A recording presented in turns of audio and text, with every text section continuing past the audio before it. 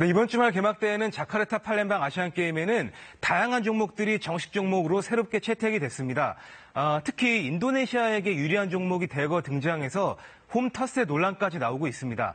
사격에서는 올림픽이라든지 세계선수권은 물론이고요. 그 어떤 대회에서도 존재하지 않았던 300m 사격이 정식 종목으로 등장을 했습니다. 사격은 10m와 25m, 50m로 나뉘어지는데요.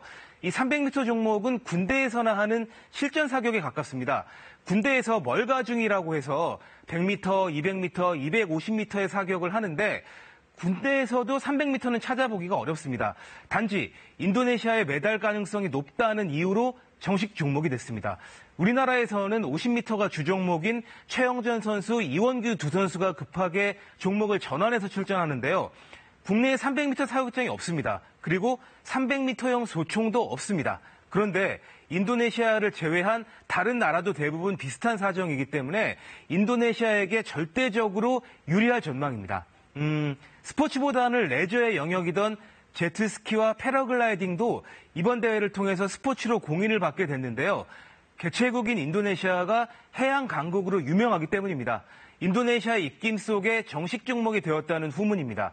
실제로 제트스키에는 4개, 패러글라이딩에는 6개의 금메달이 걸려 있습니다.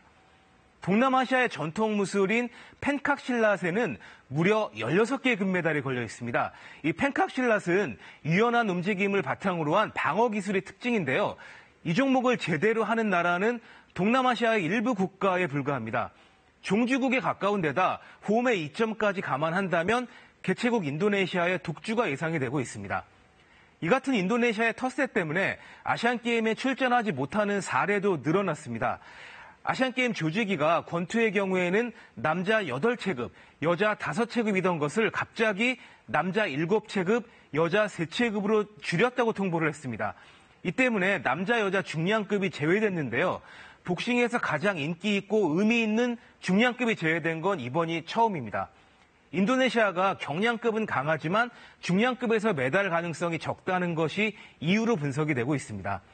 사이클의 경우에는 대회 개막 2달을 앞두고 메디슨 종목이 추가돼서 급하게 우리나라와 선수를 수소문하는 일이 발생을 했습니다. 아시아올림픽위원회 규정에 따르면 대회 개최 2년 전에 세부 종목이 정해져야 되지만 이런 원칙은 이번에 유명무실해졌습니다. 무엇보다 가장 큰 논란은 남자 축구의 조편성 문제였는데요. 조직위의 실수로 두 팀이 누락되는 어처구니 없는 상황 속에서 두 팀이 추가되더니 또다시 이라크의 불참으로 원점으로 돌아가는 일이 발생했습니다.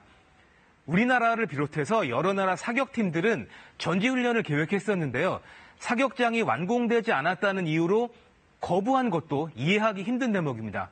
여기에 훈련을 하려면 실탄을 직접 가지고 오라는 황당한 요구를 해서 인도네시아를 제외한 모든 나라가 제대로 연습도 못하고 경기를 해야 되는 어처구니 없는 상황이 발생했습니다. 대회가 개막되기도 전에 홈터스의 논란, 행정 미숙으로 비판받는 건 국제대회에서 드문 일인데요. 이번 주 개막되는 본게임에선 아시아 최대 스포츠 축제라는 명성에 걸맞는 모습을 보여줄지 지켜봐야 될 것 같습니다.